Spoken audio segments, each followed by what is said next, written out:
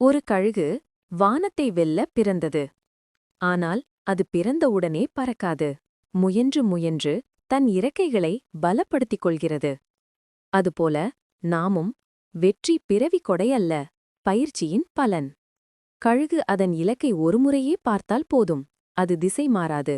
மனிதனாகிய நாமும் ஒரு இலக்கை துல்லியமாக பார்த்தால் உலகத்துக்கே நம்மை திசை மாறச் செய்ய முடியாது. புயல் வந்தால் மற்ற பறவைகள் மரங்களில் ஒழியும். ஆனால் கழுகு அந்த புயலின் காற்றையே பயன்படுத்தி மேலே பறக்கும். மனிதர்களாக நாமும் பிரச்சனைகள் வந்தால் ஒதுங்காமல் அதை முன்னேற்றத்தின் காற்றாக மாற்றிக்கொள்ள வேண்டும். கழுகு கூட்டத்தையே தேடாது, அது உயரத்தை தேடுகிறது.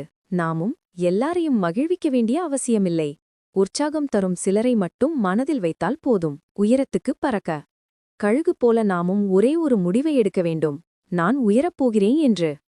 ஏனெனில் உயரம் என்றால் அது வானத்தில் மட்டுமில்லை, நமது சிந்தனையில், நமது நம்பிக்கையில், நமது முயற்சியிலும் உள்ளது. லைக் பண்ணு, ஷேர் பண்ணு. இன்னும் மோட்டிவேஷன் தேவைனா சப்ஸ்கிரைப் பண்ணு.